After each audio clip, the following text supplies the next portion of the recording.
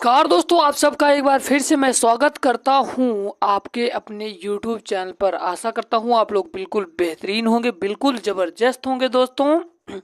मैं आप सभी को बता दूं दोस्तों कि ये 25 प्रश्न इसमें मैं बायोलॉजी के कराने वाला हूं, जो कि हर बार परीक्षाओं में रिपीट होते हैं।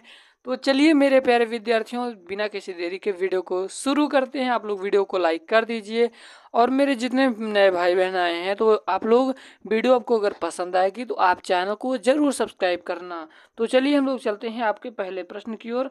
आपका पहला प्रश्न मेरे दोस्त कह रहा है कि मानव शरीर की सबसे बड़ी ग्रंथि कौन सी है। तो मैं आपको बताना चाहूँगा कि जो मानव शरीर की जो सबसे बड़ी ग्रंथि है वो यकृत है। मानव शरीर की सबसे बड़ी ग्रंथि यकृत है। और मैं आपको बताना चाहूँगा दोस्तों कि मैं सेल का मतलब होता है कोशिका। टॉप क्वेश्चन करवा दिया जाएगा। तो चलिए हम लोग चलते हैं अपने अगले प्रश्न की ओर। दोस्तों आपका अगला प्रश्न है, कह रहा है कि मानव शरीर में पाई जाने वाली दूसरी सबसे बड़ी ग्रंथि कौन है। तो मैं दोस्तों आपको बता दूं, पहले पे यकृत है और दूसरे की बात किया जाए तो दूसरे पर अग्नाशय होगा। दूसरे पर अग्नाशय है क्या भैया? दूसरे पर अग्नाशय है क्या? सबसे बड़ी ग्रंथि दूसरे पर अग्नाशय है, पहले पर यकृत यानी कि लीवर होगा। ठीक है, हम लोग चलते हैं अपने 3 नंबर के प्रश्न की ओर। आपका 3 नंबर का प्रश्न आपकी स्क्रीन के सामने है दोस्तों। कह रहा है कि मानव शरीर की सबसे बड़ी मिश्रित ग्रंथि कौन सी है। सबसे बड़ी मिश्रित ग्रंथि कौन सी है? तो सबसे बड़ी मिश्रित ग्रंथि कौन सी है? तो अग्नाशय है दोस्तों, अग्नाशय है। मानव शरीर की तीसरी सबसे बड़ी ग्रंथि, मानव शरीर की सबसे बड़ी मिश्रित सबसे बड़ी ग्रंथि कौन सी है दोस्तों? तो अग्नाशय है। पहला नंबर मैंने क्या बताया कि सबसे बड़ी मानव शरीर की कौन सी ग्रंथि है।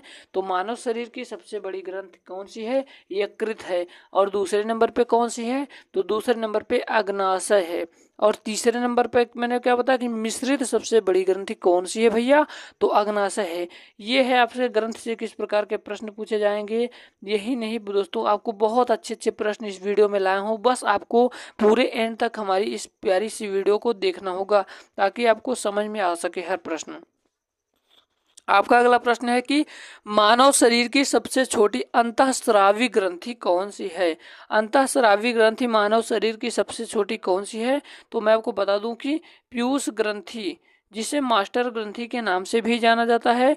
ये जो पीयूष ग्रंथि होती है ये मानव शरीर की सबसे छोटी अंतःस्रावी ग्रंथि होती है। मैं फिर से रिपीट करवा देता हूँ। पहला प्रश्न मैंने बताया कि सबसे बड़ी ग्रंथि कौन सी होती है? यकृत। दूसरा कौन सी होती है? अग्नाशय। मिश्रित ग्रंथि कौन होती है सबसे बड़ी? मिश्रित ग्रंथि अग्नाशय।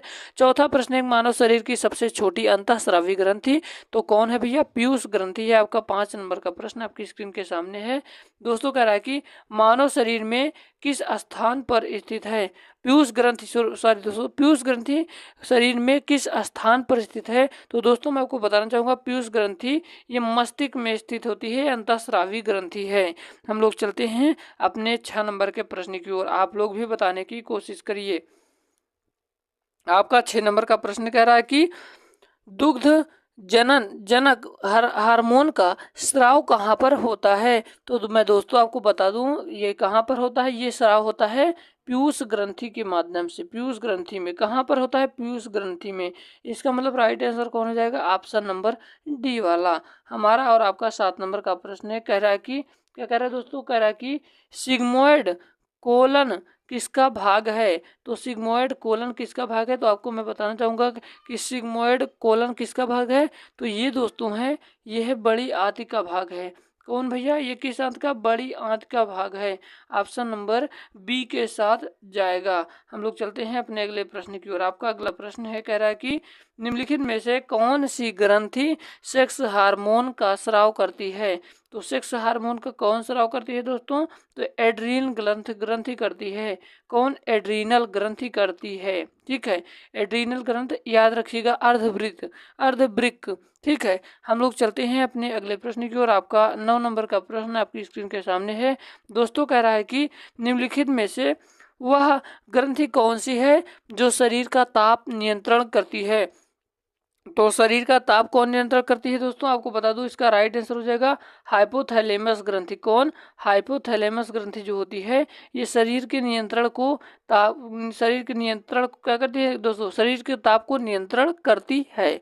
हम लोग चलते हैं अपने आपके 10 नंबर के प्रश्न की और आप लोग भी इसका आंसर बताने की कोशिश करिए। कह रहा है कि मानव शरीर का कौन सी ग्रंथि पीयूष ग्रंथि से हार्मोन्स के स्राव को नियंत्रित करती है, तो दोस्तों इसका जो राइट आंसर हो जाएगा हाइपोथैलेमस हो जाएगा इसका राइट आंसर, हाइपोथैलेमस हो जाएगा इसका राइट आंसर। कौन भी है, हाइपोथैलेमस ग्रंथि। आपका 10-11 नंबर का प्रश्न है, कह रहा है कि आवर्टू ग्रंथि, आवर्टू ग्रंथि यानी कि आवर्टू का मतलब थायराइड जो ग्रंथि हो, थायराइड ग्लैंड कहाँ स्थित है, तो दोस्तों मैं आपको बता दूं ये कहाँ पर स्थित होती है, ये होती है गर्दन में, गर्दन यानी कि गले में स्थित होती है थायराइड ग्रंथि, या तो इसे आवर्टू ग्रंथि हिंदी में कहा जाता है। Right answer option number B के साथ जाएगा मेरे दोस्तों। कह रहा है कि यह नर लिंग हार्मोन है, तो कौन सा भैया, यह नर लिंग हार्मोन्स है, इसमें से कौन है, तो मैं आपको बता दूं दोस्तों, तो आपको मैं बता दूं टेस्टोस्टेरोन है, टेस्टोस्टेरोन है। आपका 13 नंबर का प्रश्न आपकी स्क्रीन के सामने कर है कि मानव त्वचा को रंग देने वाला वर्णक है, तो मानव त्वचा का जो रंग देने वाला जो वर्णक है ये कौन है, ये मेलेनिन है। कौन भैया, मेलेनिन है।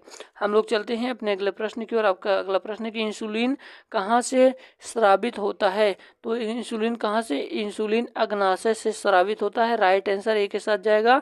आपका अगला प्रश्न है, कह रहा है कि निम्नलिखित में से किस कोशिकाओं से इंसुलिन का स्राव होता है, तो किस कोशिकाओं से इंसुलिन का जो इंसुलिन होता है इसका स्राव होता है, अल्फा, बीटा या तो गामा कोशिका या तो तंत्रिका कोशिका। तो आपको बता दूं कि बीटा कोशिकाओं से किसका स्राव होता है, इंसुलिन का स्राव होता है। Right answer option number B के साथ जाएगा। आपका अगला प्रश्न आपकी स्क्रीन के सामने है, कह रहा है कि इंसुलिन क्या है, तो इंसुलिन क्या है दोस्तों, इंसुलिन है हार्मोन, इंसुलिन हार्मोन है। आपका 17 नंबर का प्रश्न कह रहा है दोस्तों, कह रहा है कि मानव शरीर से कौन सी ग्रंथि ऐसी है जिसका संबंध उत्तेजना से है, तो उत्तेजना से कौन सी ग्रंथि होगी दोस्तों, तो इसका राइट आंसर हो जाएगा अर्धिवृक्क, ऑप्शन नंबर सी के साथ जाएगा। आपका 18 नंबर का प्रश्न कह रहा है कि निम्नलिखित में से किस हार्मोन को आपातकालीन हार्मोन कहते हैं, तो किस हार्मोन को आपातकालीन हार्मोन कहते हैं दोस्तों, तो एड्रीनलीन को क्या कहते हैं, आपातकालीन hormone. Right answer option number A के साथ जाएगा। आपका 19 नंबर का प्रश्न दोस्तों आपकी स्क्रीन के सामने है, कह रहा है कि जनवरी की एक जाति द्वारा उसी जाति के अन्य सदस्यों को आकर्षित करने के लिए छोड़ गए रासायनिक द्रव्य हैं, तो दोस्तों इसका राइट आंसर हो जाएगा फेरोमोन्स। आपका 20 नंबर का प्रश्न आपकी स्क्रीन के सामने है, बताने की कोशिश करिए कि वृद्धि हार्मोन कहाँ से स्रावित होती है, तो ये होती है पीयूष ग्रंथि से। राइट आंसर एक के साथ जाएगा। आपका अगला प्रश्न है, कह रहा है कि घेंघा रोग निम्नलिखित में से किसकी कमी से होता है, तो दोस्तों किसकी कमी से होता है, तो आयोडीन की कमी से होता है, आयोडीन की कमी से घेंघा रोग हो जाता है। आपका 22 नंबर का प्रश्न कह रहा है कि थाइमस ग्रंथि द्वारा निर्मित हार्मोन का क्या नाम है, तो दोस्तों मैं आपको बताना चाहूँगा इसको क्या नाम है, थाइमोसिन है। ऑप्शन नंबर डी वाला सही हो जाएगा। आपका 23 नंबर का प्रश्न है कि इंसुलिन की खोज किसने की, तो इंसुलिन की खोज किसने की थी दोस्तों, वेटिंग और वेस्ट ने किया था। आपका 24 नंबर का प्रश्न आपकी स्क्रीन के सामने है दोस्तों, अभी आपको दिख नहीं रहा है क्योंकि ये पीडीएफ के माध्यम से है, तो मैं आपको बता देता हूँ प्रश्न क्या है।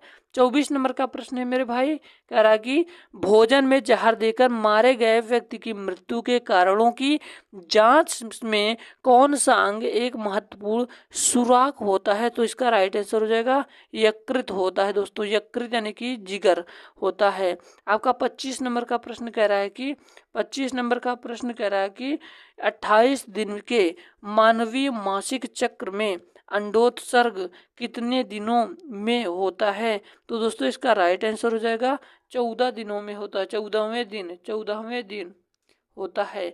उम्मीद करता हूँ मेरे भाई मेरे बहन सभी को ये वीडियो पसंद आई होगी। अगर दोस्तों ये वीडियो पसंद आई हो तो वीडियो को लाइक कर देना और चैनल पे नए आए हो तो ज़रूर सब्सक्राइब करना। मिलते हैं एक नई वीडियो में।